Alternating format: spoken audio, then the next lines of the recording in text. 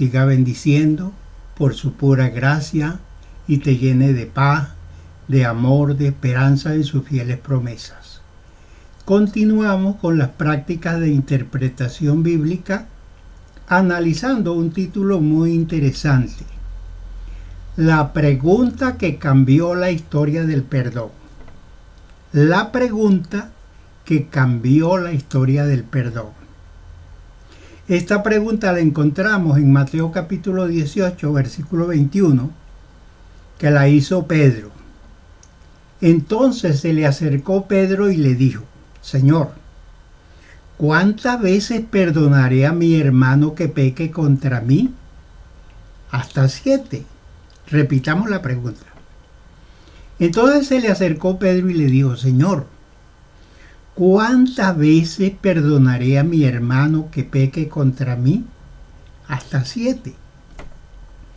Esta pregunta de Pedro surge por las enseñanzas que Jesús acaba de comunicar a sus discípulos.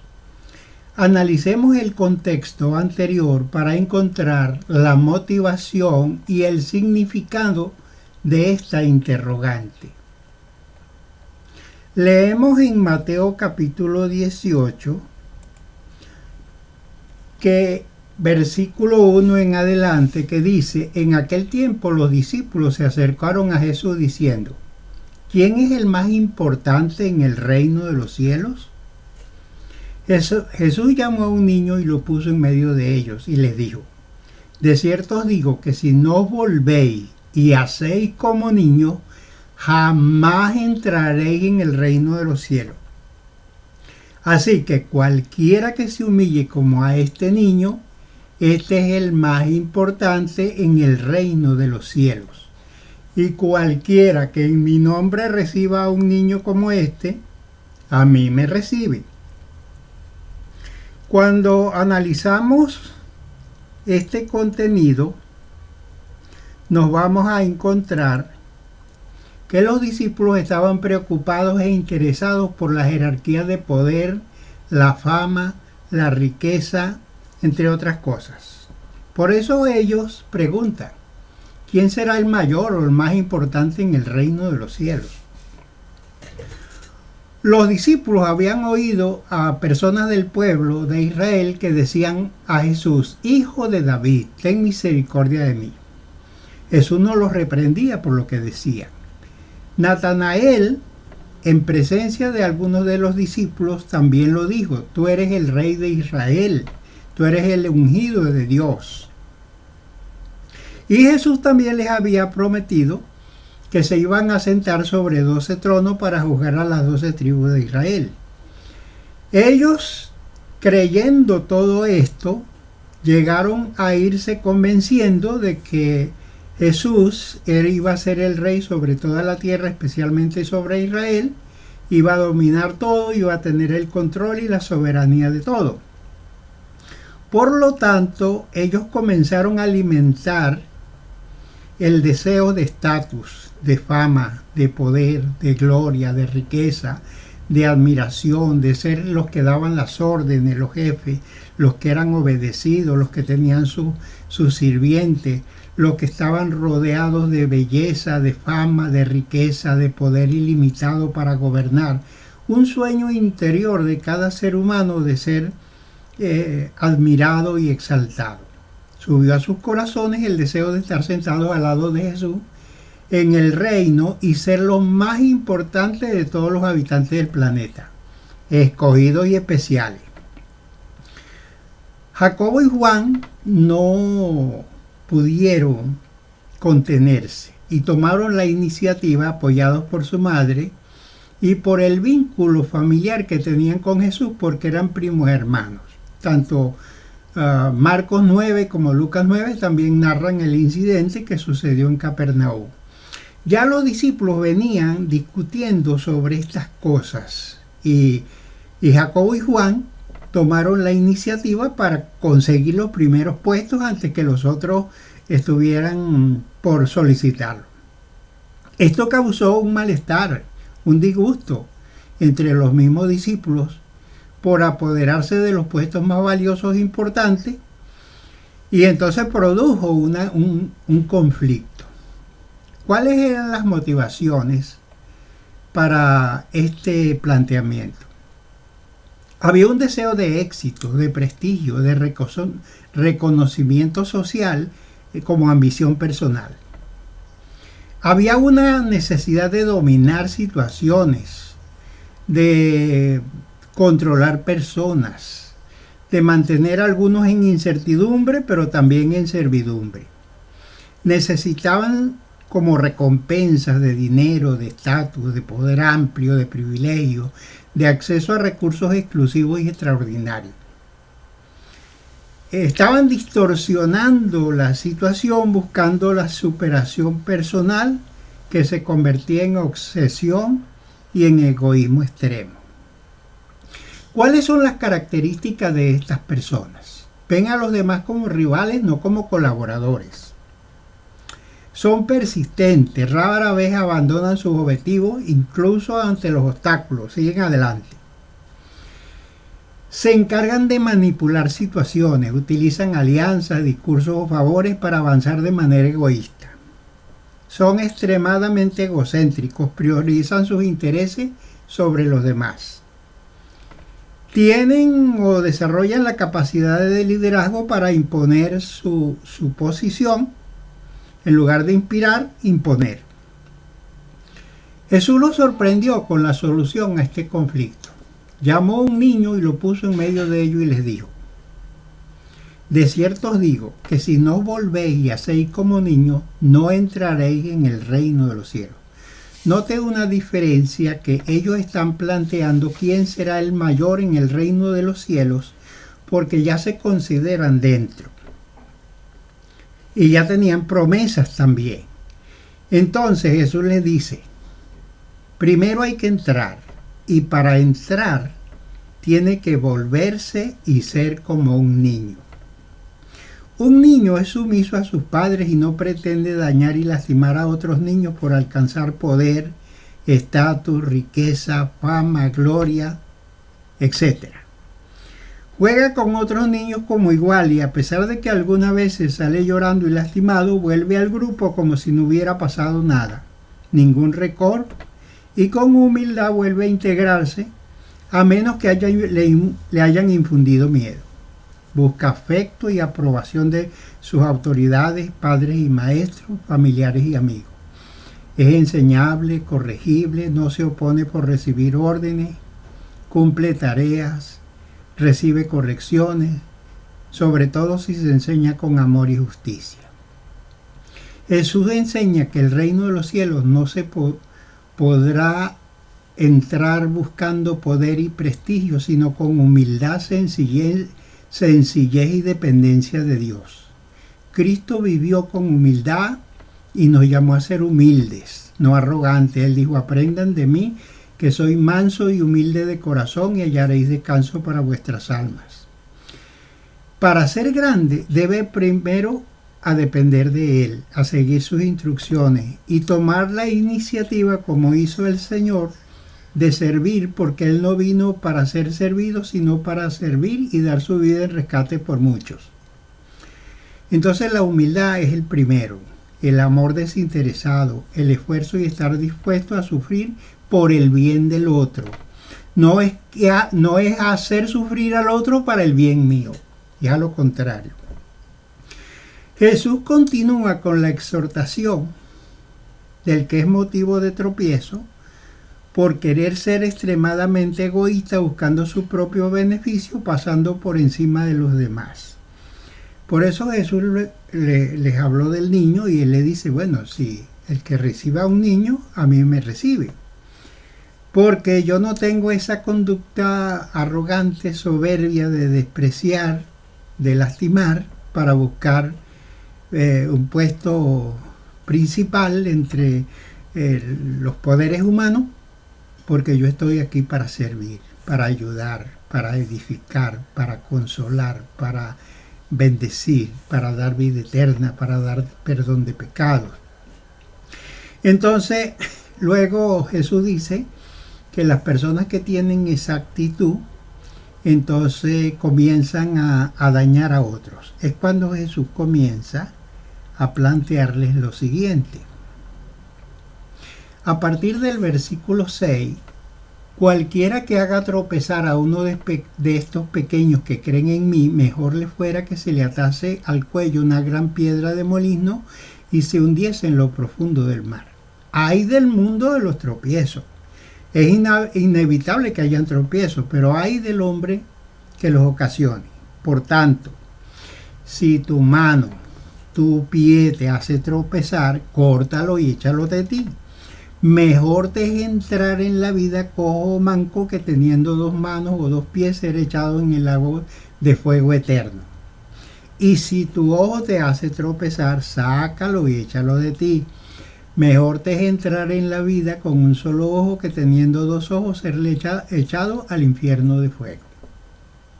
Fíjense que aquí entonces Jesús les habla de los riesgos que corre todo aquel que buscar una posición se convierte en un tropiezo y en un daño para los demás. Jesús continúa esta exhortación porque la persona egoísta, arrogante, soberbio, que quiere lo mejor para sí y para lograrlo está dispuesto a pasar por encima de los demás, hacerlos tropezar, lastimar, molestar, ofender, humillar. Jesús dice que esas personas son tan desagradables a Dios que sería mejor que se mataran. Porque amarrar una piedra de molino de 5 toneladas al cuello y lanzarse a lo profundo del mar, nadie queda vivo. Lo que está diciendo Jesús, mire, esto es peligroso. No se ponga en esta posición porque es mejor que usted se mate. Jesús dice que si usamos nuestros miembros, como la vista, las manos, los pies, la boca, los sentidos, para hacer tropezar o humillar a su amado hijo, sería mejor quitar esos miembros, cortarlos, extirparlos, que más bien dejar que por causa del pecado esos miembros ardan en el fuego eterno. Entonces,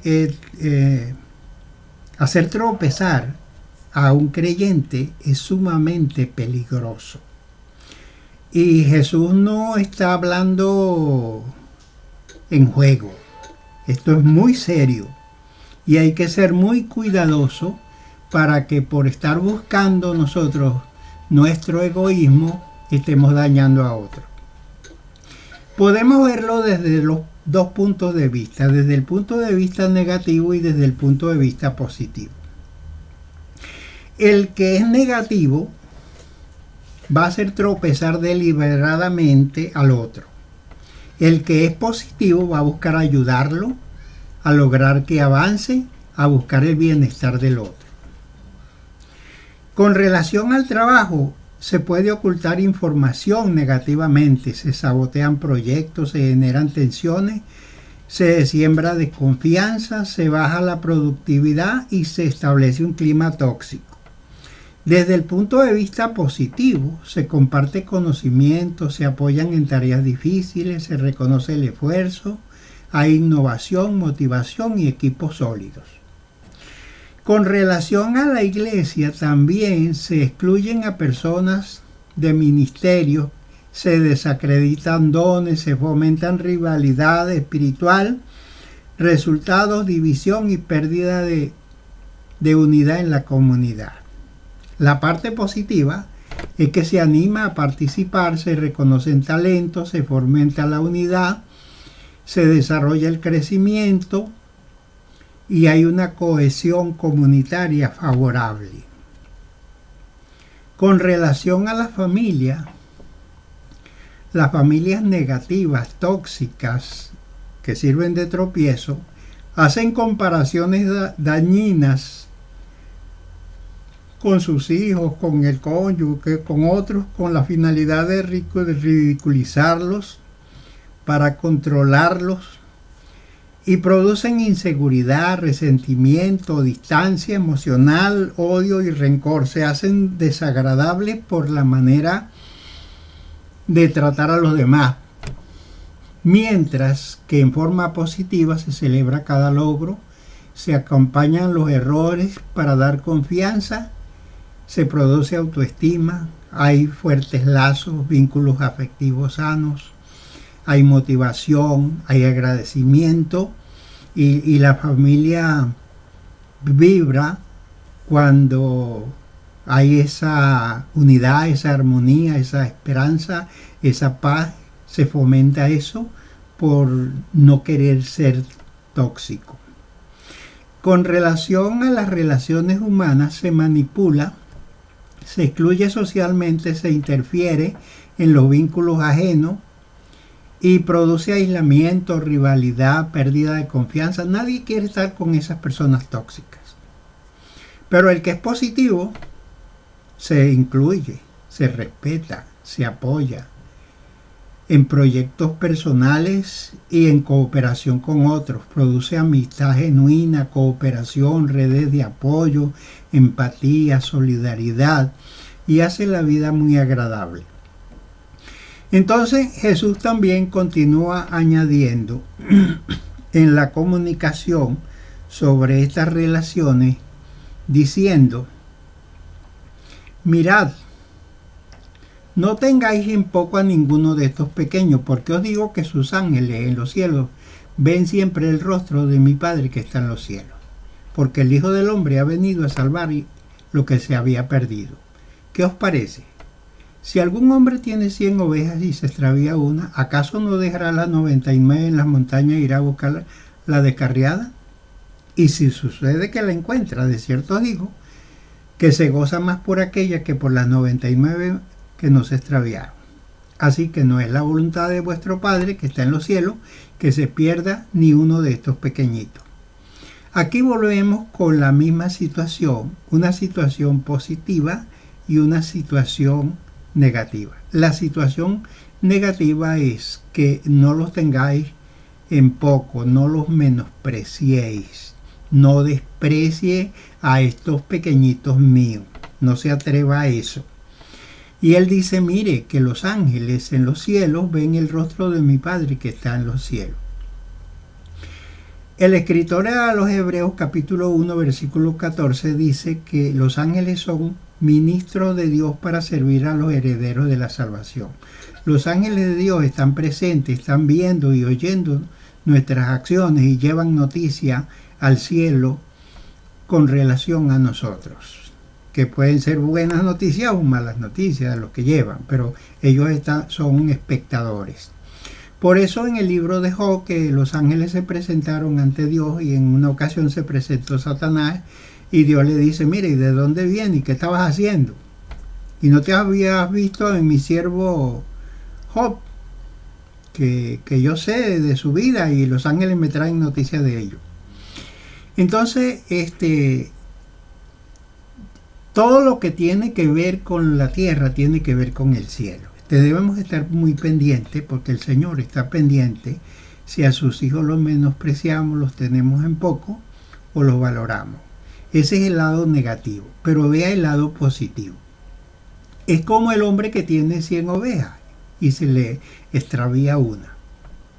No la menosprecia, no la desprecia, sino que comienza a valorarla y a pensar en esforzarse para buscarla, para sufrir si es necesario, pero encontrar su ovejita y traerla con alegría y regocijarse con sus amigos también por el bienestar que esta oveja recibe, porque estaba mal, estaba descarriada, estaba desorientada, le faltaba atención.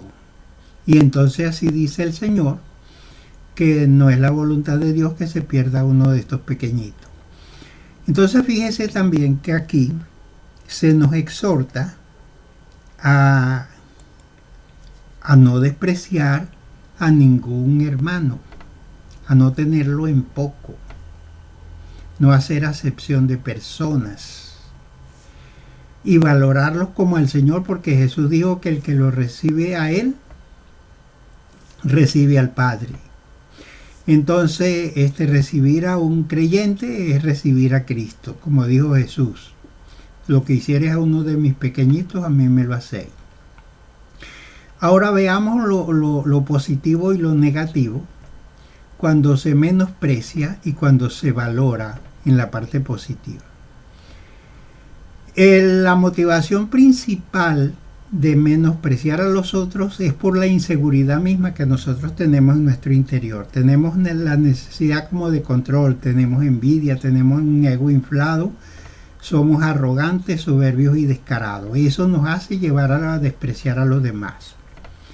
Pero si somos positivos, vamos a tener reconocimiento del valor ajeno, vamos a tener empatía, vamos a tener cooperación y vamos a tener gratitud.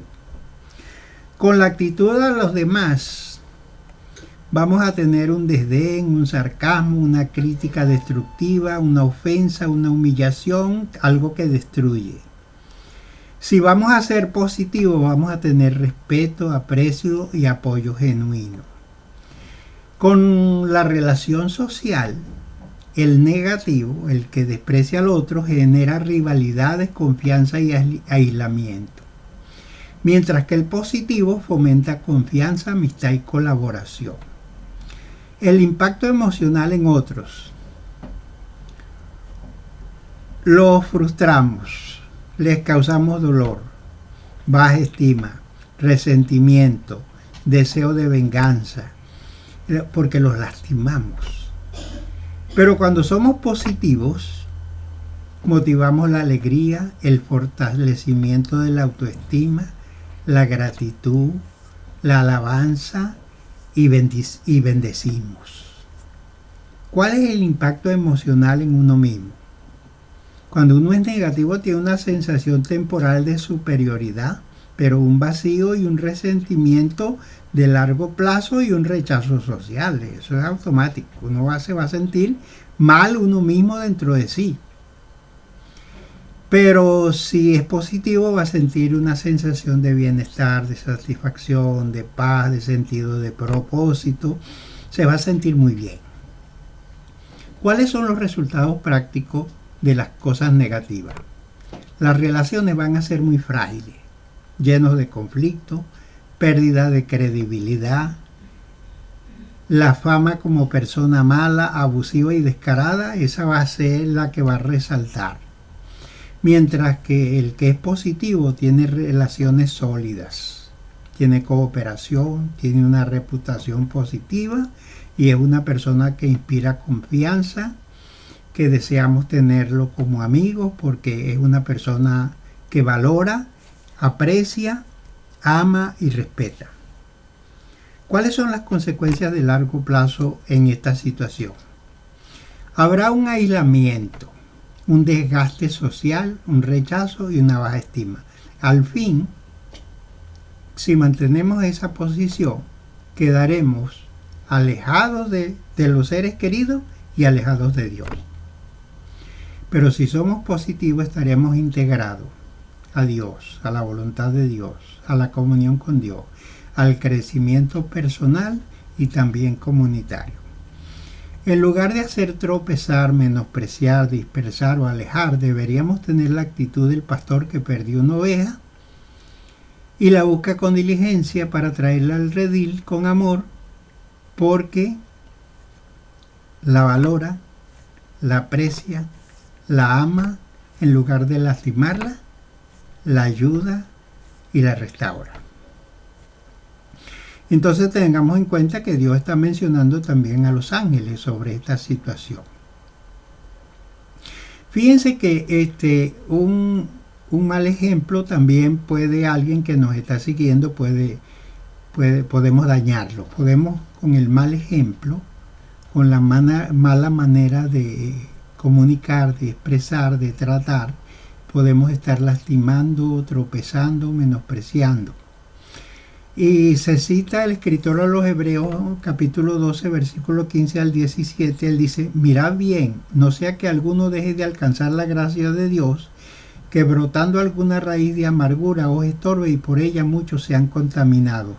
No sea que haya algún fornicario o profano como Esaú, que por una sola comida vendió su primogenitura, porque ya sabéis que aún deseando heredar la bendición fue desechado y no hubo oportunidad para arrepentimiento, aunque la procuró con lágrimas. Muchas veces las lágrimas nos van a ayudar después que ya hemos metido el pie haciéndole daño a otros. Sin embargo, Jesús da la solución al conflicto que ha resultado a las personas que han recibido tropiezos, lastimadas, heridas, menospreciadas, agredidas por diferentes motivos antes mencionados. La voluntad de Dios es el amor los unos para con los otros, la unidad y el valor al hermano. Jesús afirma que las personas lastimadas, heridas y humilladas, en lugar de contarlo a otros, promover un chisme para favorecer su posición con otros y enredar el conflicto, debe primero orar y perdonar en su corazón. Jesús dijo en Marcos 11:25, y cuando estéis orando, perdonad si tenéis algo contra alguno, para que también vuestro Padre que está en los cielos os perdone vuestras ofensas. Por eso Pedro entendió que Jesús estaba hablando del perdón, porque aquí encontramos la siguiente narrativa, la continuidad del mensaje de Jesús. Jesús dice, ¿por tanto qué? Si tu hermano peca contra ti, tu hermano te sirvió de tropiezo, te lastimó, se burló, te sentiste mal, herido, dolido, lloraste, sentiste mucha tristeza interior, o te sientes mal por esas cosas que te han hecho, puede ser en el pasado o en el presente, o tú sospechas que para el futuro te van a seguir echando leña. Por eso dice Jesús, por tanto, si lo han hecho contigo, es una persona, puede ser tu hermano, peca contra ti, ve y amonéstale a solas tú y él, y si te escucha, has ganado a tu hermano. Fíjese que aquí Jesús plantea, mire, ya está el problema, te sirvió de tropiezo, te lastimó, te menospreció, te hirió, te ofendió, te humilló, te duele, estás sufriendo por eso, no estás contento con esa maldad. Pero tú sientes esa angustia de ese dolor. Pero ahora aquí está la solución, le dice Jesús. Ve a esa persona en forma privada. No andas chismeando con los demás. Porque el que tiene el problema eres tú. Y eres tú quien necesita quedar liberado del problema. Por eso, en primer lugar, debe orar y sentir paz con Dios y delante de Dios perdonar esa situación, así como Dios te perdonó a ti. Como dice el Padre Nuestro, perdona nuestras deudas como también nosotros perdonamos a nuestros deudores. Entonces dice, la idea es ganar a tu hermano. El apóstol Pablo, hablando a los Gálatas, él les dice, si alguno fuere sorprendido de alguna falta, que vosotros que sois espirituales, restaurarle con espíritu de mansedumbre, considerándote a ti mismo, no sea que tú también seas tentado. Pero acércate al hermano a restaurarlo con humildad y sin amenazas, con una buena actitud, porque vas a restaurarlo, a ayudarlo. Ese es un pecador imperfecto como tú, que también ofendes y que tú te des cuenta o no, tú te lastimas a otros también, y así como aquel lo hizo contigo, tú lo has hecho con otros, y así sucesivamente, porque entre los pecadores imperfectos, lamentablemente, el único que no falla es Dios, pero todos fallamos. Entonces, entendiendo estas cosas, busquemos la paz, porque Dios quiere la paz. El primer llamado con esa persona es decirle que Dios quiere que nosotros estemos en paz y que nos amemos mutuamente, que pasó un incidente pero que vamos a arreglarlo, lo vamos a perdonar y vamos a seguir adelante sin ese conflicto. Esa debe ser la actitud del que lleva se acerca al hermano para hablar con él y establecer la paz. Hay personas que son muy sensitivos y están listos para arreglar un conflicto inmediatamente, pero hay otros que no. Otros se sintieron también afectados de alguna manera y justifican sus acciones. Por eso dice el Señor: pero si esta persona no te escucha, se justifica o tiene sus razones, entonces toma contigo a uno o dos, para que en todo asunto conste toda boca de 2 o 3 testigos. La ley estaba contemplado que en boca de 2 o 3 testigos debía decidirse cualquier asunto. Pero en primer lugar tenían que acudir a las personas que estaban para dirigir al pueblo en relación con Dios, que eran los sacerdotes y los ancianos, para que tomaran en cuenta la voluntad de Dios en los problemas que confrontaban, ya fuera en la sinagoga, ya fuera en el Sanedrín, ya fuera en la reunión de ancianos, en cualquier reunión, que Dios fuera el primero en tomarse en cuenta para la resolución de estos conflictos, porque estos asuntos tienen que ver no solamente con la tierra, sino también con el cielo. Entonces, tenemos que tomar en cuenta a Dios para la resolución de estas cosas. Yo he presenciado algunas experiencias de algunos hermanos que han ido por primera vez el hermano a tratar de arreglar un problema con el otro y no lo han podido arreglar. Yo he estado presente en algunas ocasiones cuando me han llamado como testigo, y en ese proceso de los testigos contribuimos para que se establezca la paz. Entonces Jesús dice aquí: bueno, mira, si ya agotaste personalmente tus recursos con buena actitud, bueno, busca otros hermanos con madurez, pongan a Dios como testigo en todo esto, busquen la paz, la armonía y luchen para poder ganar al hermano. Así como el pastor que perdió la oveja, pues en lugar de rechazarla y menospreciarla, no la busca para restaurarla. Si esto no te funciona, entonces trae el caso a la iglesia. En ese entonces, cuando Jesús habló estas cosas, no estaba una iglesia establecida, formal, como las tenemos las iglesias locales hoy. Pero estaba la sinagoga, estaban los sacerdotes, estaban los ancianos, los que se encargaban de los litigios entre el pueblo. Entonces, cuando dice: si esta persona es llamado, se mantiene con dureza de corazón, rebelde, no quiere hacer la paz, se quiere mantener con esa actitud de soberbia, de arrogancia, entonces si llegas a ese extremo, entonces tenlo como un gentil.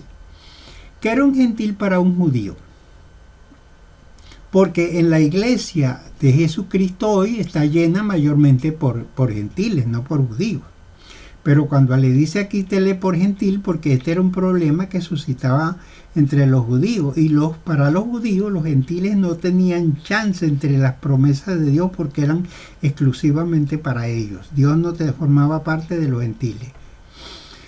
Y los publicanos, que aun cuando eran judíos, eran unos judíos que se habían aliado con el ejército romano para maltratar a Israel y sacarle la plata a los judíos. Entonces los consideran como unos traidores y como unos pecadores imperdonables por Dios, de manera que lo tuviera como un gentil o como un publicano, como uno que no tenía parte con Dios, y otro que también no solamente tenía, sino que era peor, era un traidor. Entonces lo que le está diciendo: bueno, esa gente no forman parte de la comunión con el pueblo de Dios, exclúyalos. En el caso de la iglesia pues debe tomar una decisión equilibrada, agotando todos los medios de restaurar, pero en último caso es la normativa divina. Entonces este es el proceso establecido por Dios para los casos que fueron mencionados antes, que el que servía de tropiezo, el que menospreciaba al hermano, entonces había que buscar la manera en primer lugar de restaurar la relación. Primero, en forma personal.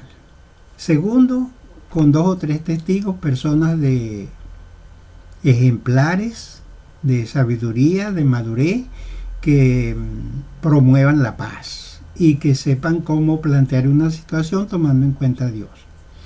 Y por último, una asamblea que también reconozca a Dios, porque la iglesia reconoce a Dios. Y si van a deliberar sobre un problema buscando la paz, Dios nos llamó a la paz. Después de Jesús plantear esta situación, Jesús entonces hace otras declaratorias importantes en la continuidad de la línea de pensamiento, que lamentablemente por la falta de la interpretación del contexto, estas cosas son muy mal aplicadas. Jesús dice: de cierto os digo que todo lo que atéis en la tierra habrá sido atado en el cielo, y todo lo que desatéis en la tierra habrá sido desatado en el cielo.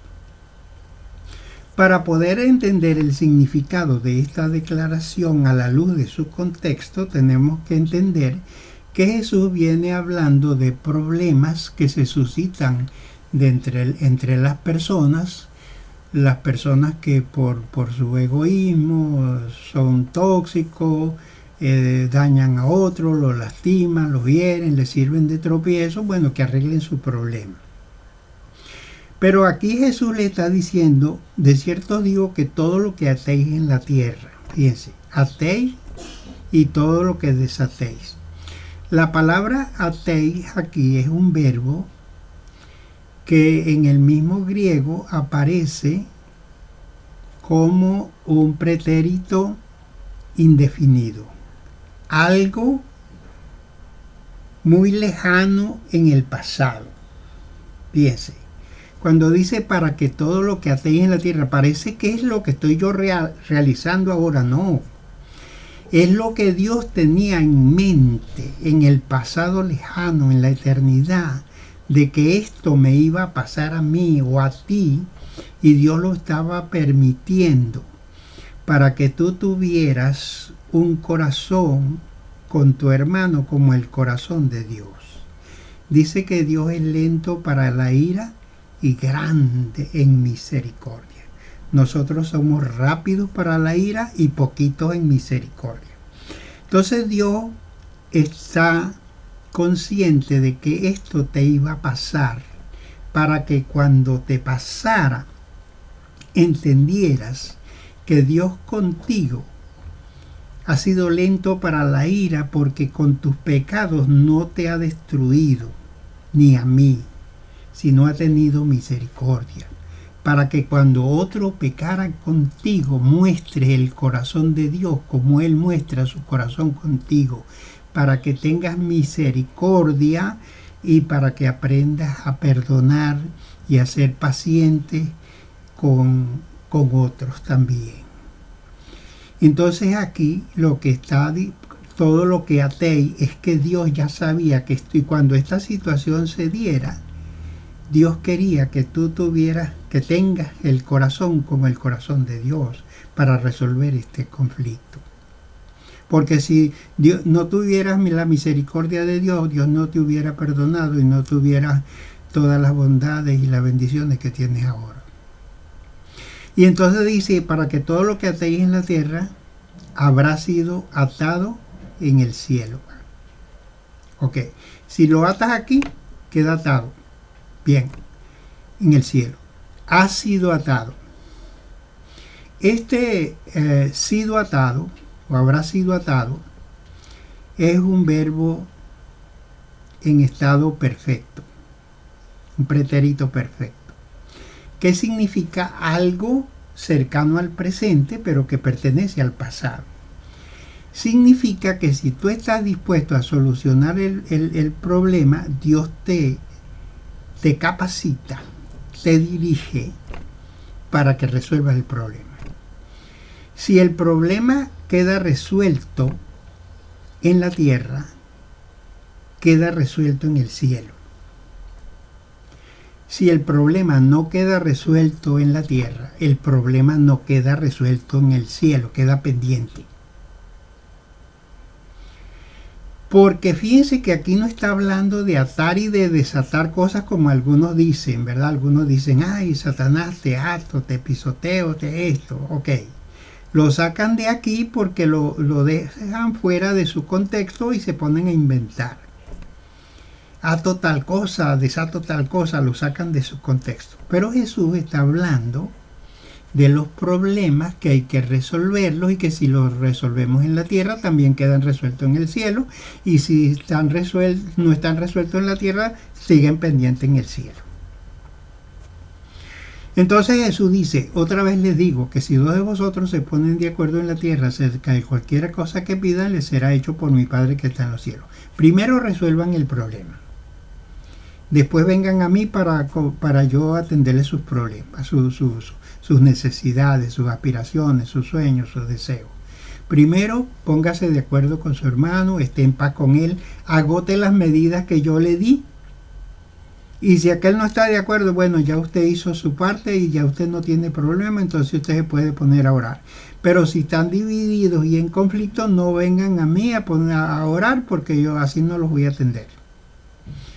Porque donde están dos o tres congregados en mi nombre, yo estoy en medio de ellos. Y yo estoy en unidad, en armonía, con misericordia y con perdón. Y quiero que ustedes estén de la misma manera. No contrario.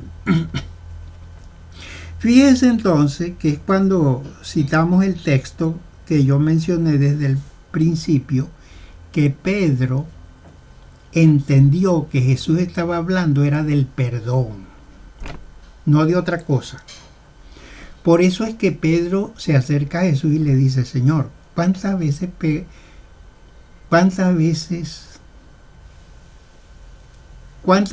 pecará mi hermano contra mí y yo le perdonaré? Hasta 7 veces. Entonces ve lo siguiente.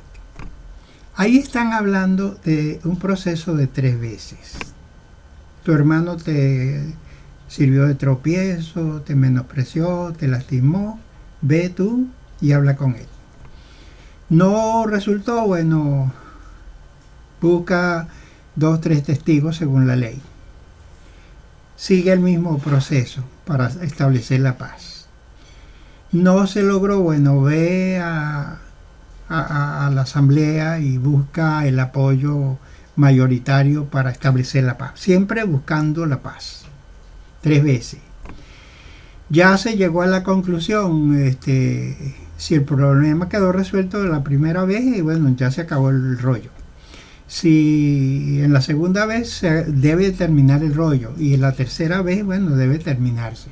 Pero si la persona se mantiene rebelde, duro de corazón, entonces tienen que excomulgarlo de la congregación. Porque no oye la voz de Dios y no forma parte de la armonía y va a perturbar la comunión con los creyentes. Entonces Pedro le dice, bueno, Señor, esas son 3 veces, pero yo tengo una idea. Debe haber un límite, pero un límite más amplio que ese, porque estamos hablando de 3 veces. Primero yo voy a él, si no yo voy con 2 testigos y si no voy con la congregación. Entonces Pedro le dice, bueno, Señor, nosotros entendemos, los judíos, que el número 7 es el número de la perfección, el número que completa todo. ¿Por qué no elevamos el perdón a 7 veces? Es decir, 7 veces sería, si la primera vez que va a su hermano y no arregla el problema, vuelva la segunda vez personalmente, ya serían 2 veces. Si en esas 2 veces no logra, busque los testigos y vaya con los testigos 2 veces, ya serían 4 veces. Si en esas 4 veces no resuelve el problema, vaya con los testigos, vaya ahora con la asamblea 2 veces, y ya serían 6 veces.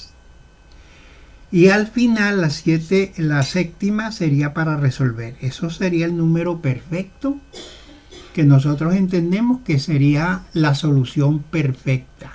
porque ya se agotaron todos los medios. Entonces Jesús le dice a Pedro, yo no te digo hasta 7, sino hasta 70 veces 7. Fíjate que aquí Jesús plantea una situación que el ser humano, como estamos mencionando, que Dios es lento para la ira y nosotros somos rápidos para la ira. Dios es grande en misericordia y nosotros somos poquito para la misericordia. Pedro está pensando que aunque está dando una flexibilidad un poquito más amplia, pero está pensando como humano siempre tener un límite, porque después de que llegó aquí, lo fregamos si se pasa a la número 8 no vamos a llegar. Es hasta 7 porque ese es el número perfecto. Y si aquel perdió ese chance, bueno, perdió su oportunidad. Entonces, pareciera como que si Pedro es como que más misericordioso que Jesús, ¿verdad? Porque extiende la oportunidad para perdonar. Entonces Jesús le dice, no te digo hasta 7, sino hasta 70 veces 7. Porque la misericordia de Dios es grande, ¿verdad? Y Dios es paciente. Espera. Siempre espera. Dice que Dios no quiere que nadie perezca, sino que todos procedan al arrepentimiento. Por eso tiene paciencia con el pecador y lo espera y le habla una y otra vez por su grande misericordia. Entonces le dice, mira, vamos a elevar el número para pensar con la mente de Dios y no con la mente humana. Elevar ese número 7 por 70 veces, que serían 490 veces. Si lo dividimos en las 3 etapas, entonces van a quedar de esta manera las etapas, que pareciera un poco, pareciera mucho, ¿verdad? Ok. Si las dividimos en las 3 etapas, primero ir a la persona personalmente, luego ir con 2 testigos y luego ir con la asamblea. Si tenemos 490 veces para resolver el problema, entonces el hermano ofendido debe ir a hacer la paz. Fíjense, no es el ofensor el que viene, es el ofendido el que va con misericordia. Recordemos que no fuimos nosotros que buscamos a Dios, fue Dios que nos buscó a nosotros. Él no nos hizo nada a nosotros y nos buscó. Y como Él quiere que tengamos el corazón como el de Dios, que sea el ofendido el que vaya a buscar a su hermano para hacer la paz. Así como Él nos buscó a nosotros para hacer la paz, Él quiere que con el mismo corazón como Él se ha acercado a nosotros, con paciencia, con humildad, con la disponibilidad de perdonarnos y de usar su gran misericordia con nosotros, Él quiere que nosotros también lo hagamos así con los demás. Fíjese, si lo dividimos en las 3 etapas, eso equivaldría a ir 163 veces de manera privada al hermano. Imagínate, sin ningún tipo de chisme previo. Si no se soluciona en 163 veces de ir de manera privada, buscaría 2 o 3 testigos e iría con esos 2 o 3 testigos 163 veces más. Ya serían 226 veces. Y si no hemos tenido solución en esas 226 veces, entonces buscaríamos la asamblea y lo intentaríamos 163 veces con la asamblea para llegar a 490 veces. ¿Ve la diferencia tan grande? Sin embargo, Jesús le dice a Pedro, mira Pedro, todavía esto es muy poquito, porque Dios, su misericordia es mucho más grande que esa. Ahora te voy a contar una historia para que tú veas el valor y la importancia de cómo tiene Dios en su mente la capacidad de soportar, de misericordia y de perdón. Entonces dice, mira, había un rey que tenía sus trabajadores y tenía unos deudores. Entonces los llamó para hacer cuenta con ellos. Y ahí les narra esa parábola del rey que quiso hacer cuenta con su siervo. Cuando comenzó a hacer cuenta, le fue traído uno que le debía 10.000 talentos. Puesto que él no podía pagar, su señor mandó venderlo a él junto a su mujer, sus hijos y todo lo que tenía, y que se le pagara. Ok. Él debía 10.000 talentos. ¿Qué significa eso? Vamos a hacer un análisis breve de eso. Un talento equivale a 34 kilos, ya fuera de oro o de plata. Esos 34 kilos equivalían a 6.000 dracmas. Cada dracma equivalía al salario de un trabajador durante el día, de 10 horas de trabajo. Entonces, un talento era equivalente a 6.000 días de trabajo. Si multiplicamos los 10.000 talentos por las 6.000 dracmas, nos dan 60 millones de días de trabajo que debía este señor. 60 millones de días de trabajo. Eso equivale a 166 años de trabajo sin exceptuar ningún día, aunque los judíos no trabajaban el sábado por ser día de reposo. Pero eran 166 años de trabajo. Este señor no tenía la vida para eso, ni con toda su familia podía pagar eso. Ok, dice entonces que el señor, no pudiendo pagar, imagínese que usted debe esa cantidad y no tiene los recursos para pagar eso, ¿cómo paga? Jamás paga. ¿Cómo le va a pagar a usted la deuda que tiene con todos sus pecados que ha cometido contra Dios? ¿Cómo va a pagar si no hay manera de pagar? No hay forma de que usted pague eso, de que se quite esos pecados encima. Y tampoco no hay nadie humanamente hablando que lo pueda ayudar para quitarse esa sentencia de deuda. Por eso es como dice el Padre nuestro, perdona nuestras deudas. No es la deuda, las deudas, porque son muchas las que le hemos hecho a Dios. Y como él no podía pagar, entonces el siervo cayó y se postró delante de él diciendo, ten paciencia conmigo y yo te lo pagaré todo. Y el señor de aquel siervo, movido a compasión, le soltó y le perdonó la deuda. Fíjense, movido a la misericordia.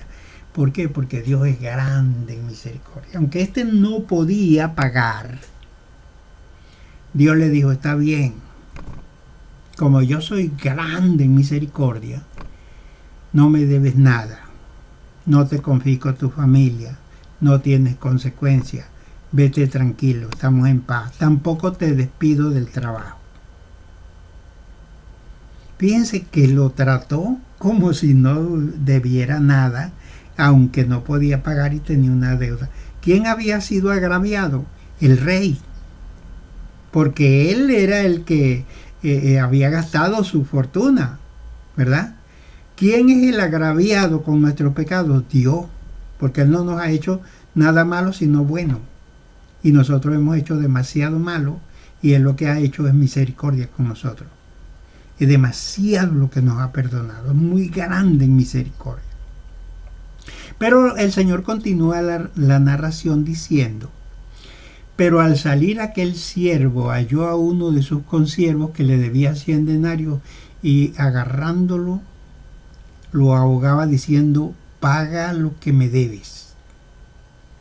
Entonces su consiervo cayendo le rogaba diciendo: ten paciencia conmigo y yo te lo pagaré. Pero él no quiso, sino que fue y lo echó en la cárcel hasta que pagara lo que le debía. Entonces ve lo siguiente. Este señor debía 166 años de trabajo. Y tuvieron misericordia y lo perdonaron. Este otro consiervo le debía 100 denarios que no llegaban a un año. Piense la ingratitud, la falta de misericordia como somos los humanos. Si Dios nos ha perdonado tanto, ¿por qué este señor no podía perdonar 100 denarios? Porque eran 100 días de trabajo y un año tiene 365 días. Así que no debía más o menos como 4 meses. Y eso era pagable en 4 meses. Entonces fíjense que él no quiso por ningún lugar, sino que lo llevó hasta la cárcel para que pagara lo que le debía, y se había olvidado de la misericordia. Entonces Jesús sigue diciendo: así que cuando sus consiervos vieron lo que había sucedido, se entristecieron mucho y fueron y declararon a su señor todo lo que había sucedido, porque lo que había sucedido se hizo público. Entonces los demás, viendo, vaya, ¿cómo que le perdonaron tanto? 166 años de trabajo forzado que no podía pagar él y con toda su familia, y no pudo pagar ni menos de 4 meses de trabajo. Vaya, pero qué corazón tan duro, tan malo, que no hay nada de misericordia, que algo tan egoísta. Entonces su señor lo llamó y le dijo: siervo malvado, toda aquella deuda te perdoné porque me rogaste. ¿No debías tú también tener misericordia de tu consiervo, así como yo tuve misericordia de ti? Si yo te estoy perdonando 166 años de trabajo forzado de 10 horas cada día, y lo que te debe es 4 meses, que no es nada, te lo puede pagar. Tú no podías pagar y yo te lo perdoné. Ahora, ese sí te podía pagar y no lo perdonaste. Entonces tú no mereces nada. Dice que su señor, enojado, lo entregó a los verdugos. Fíjese, su señor enojado, molesto por la dureza de corazón, por la maldad de este tipo, ¿verdad? Le entregó a los verdugos hasta que pagara todo lo que debía. Entonces Jesús dice: así también hará con vosotros mi Padre Celestial, si no perdonáis de corazón cada uno a su hermano. Significa que si Dios ha tenido misericordia con usted y le ha perdonado tanto, otro le ha sido de tropiezo, lo ha lastimado, se ha burlado, lo ha menospreciado, pero eso es poquito comparativamente. Esas personas no te ofendieron todos los días, mañana, tarde y noche, y lo han seguido haciendo mientras nosotros no paramos de pecar contra Dios. La paciencia, la tolerancia y la misericordia de Dios es infinita, y Dios quiere que tengamos un corazón como de Él. Entonces dice que el Señor enojado. Si tú tienes algo contra tu hermano, tu hermana, porque no importa que eso fue en la infancia, te hicieron, te lastimaron, sirvieron de tropiezo, todavía sigues cargando la presión esa. Entonces la solución es buscar al hermano, perdonarlo, hacer la paz o hacer el intento de buscar la solución. Una cosa muy importante es que cuando Dios nos perdona, no nos está mencionando otra vez: mira lo que tú me hiciste en el pasado. No, Dios lo perdonó y lo olvidó. Lo olvidó en el sentido, no es que a Dios se le olvidan las cosas como nosotros, no. Sencillamente que Dios no guarda rencor y eso queda como arreglado. Si tú le dijiste a alguien o en tu corazón lo perdonaste, entonces no debes estarlo recordando. No está diciendo, ¿te acuerdas lo que me hiciste en tal fecha? No, significa que todo eso lo guardas en tu corazón y por eso lo sacas a la luz para seguirte humillando y haciendo daño. Si eso está perdonado, quedó arreglado. Eso no debe contar más. No debe moverse más. No significa que no tengamos otros problemas que tenemos que seguir resolviendo, pero lo pasado que fue perdonado quedó borrado.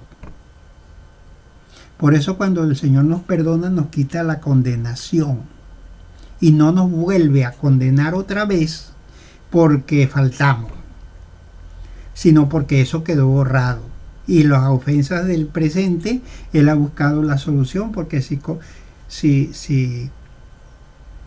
confesamos nuestros pecados, Él es fiel y justo para perdonar nuestros pecados y limpiarnos de toda maldad. Tenemos que hacer lo que dijo el apóstol Pablo a los Corintios. Él dijo, si a alguien lo he perdonado, dijo en 2 Corintios 2, 10 y 11, dijo, y al que vosotros perdonáis yo también.